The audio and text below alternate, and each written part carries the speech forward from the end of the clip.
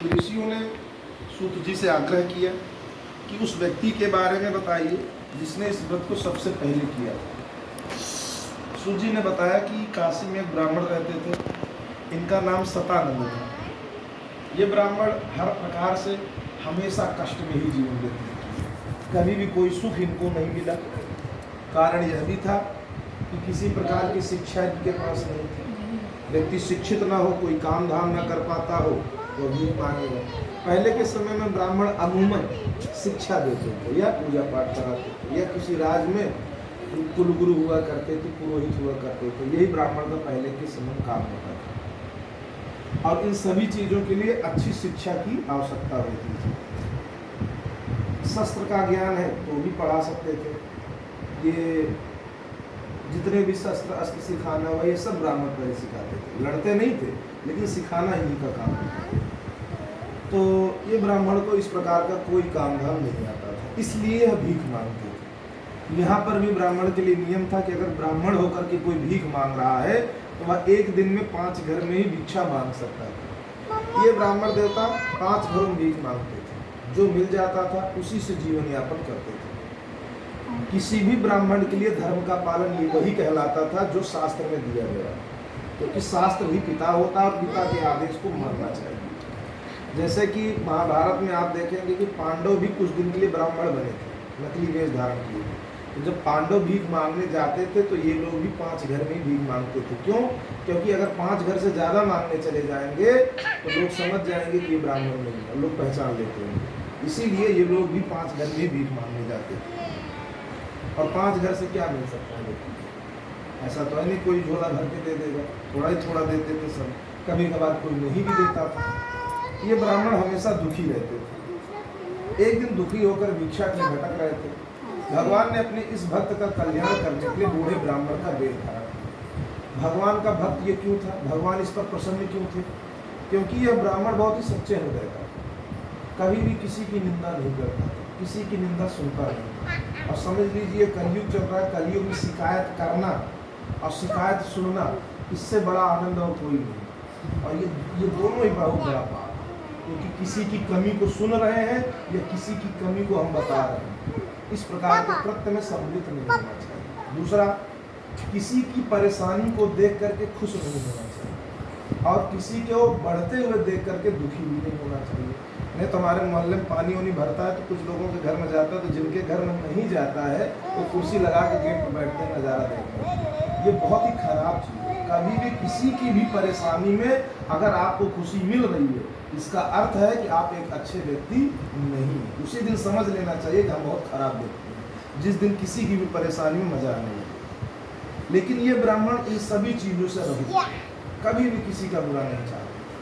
इसीलिए भगवान की प्रसन्न। कोई जरूरी नहीं कि 4 घंटा बैठ का पूजन किया जाए वो भगवान का भक्त। जिसका हृदय स्वच्छ होगा वही भगवान का भक्त होगा। ये ब्राह्मण भीख मांगने के लिए भटक रहे थे। भगवान ने भी बूढ़े ब्राह्मण का वेश धारण किया। आए भगवान इनके पास।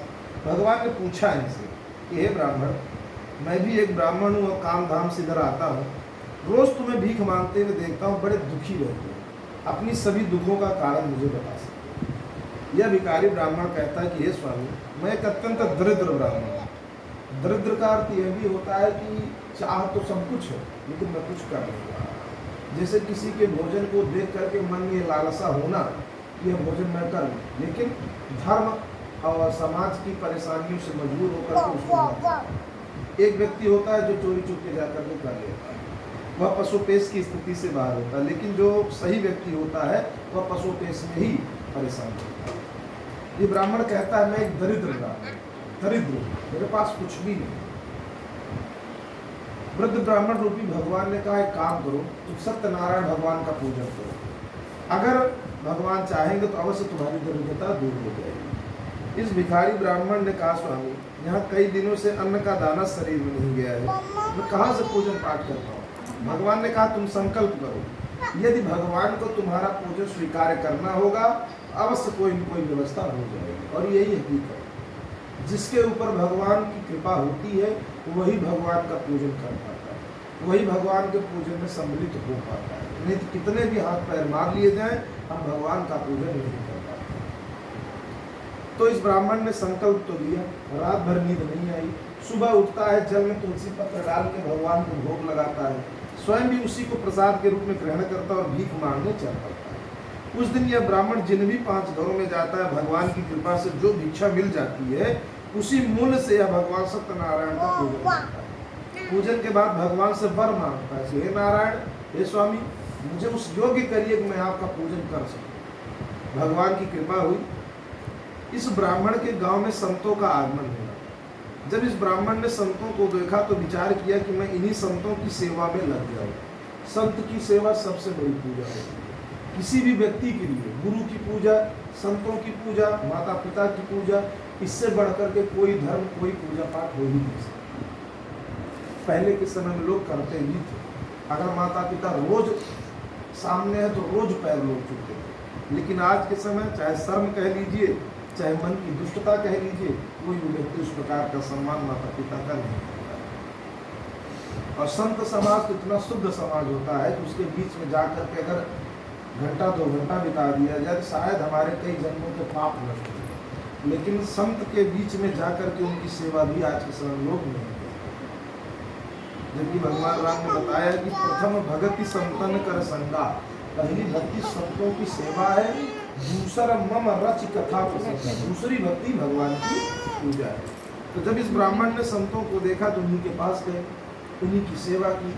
और संत जो होते थे पहले जानकार होते थे। आज के समय में जो संत या सन्यासी हैं इनके पास जानकारी नहीं है। क्यों?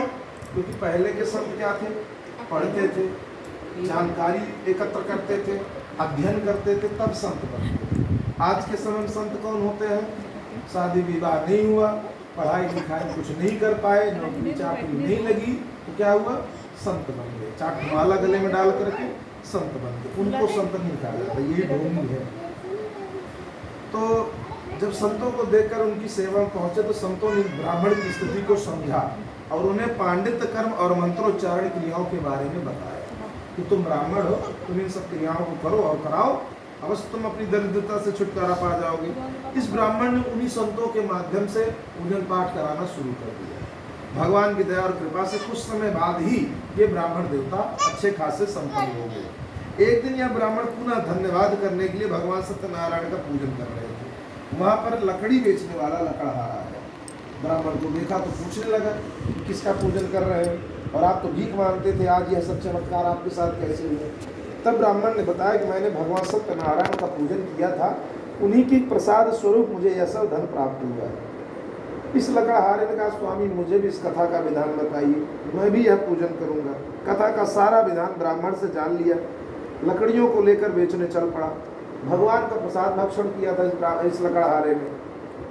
उस दिन ऐसे नगर से गुजरा जहाँ पर सुबह से कोई लकड़ी बेचने वाला नहीं गया था, इसलिए इसे बहुत अच्छे मूल्य प्राप्त हुए लकड़ियों के। तब इस ब्राह्मण ने विचार किया, इस लकड़हारे ने विचार किया कि मैंने जो प्रसाद खाया था इसीलिए मुझे इतना अच्छा मूल्य मिला है। मैं भगवान का पूजन करूं तो हो सकता है भगवान मुझको कुछ विशेष कृपा करें। इसलिए इस लकड़हारे ने उसी मूल्य से भगवान के लिए जो कुछ भी एकत्र कर सकता था एकत्र करता है और प्रेम पूर्वक भगवान का पूजन करता है।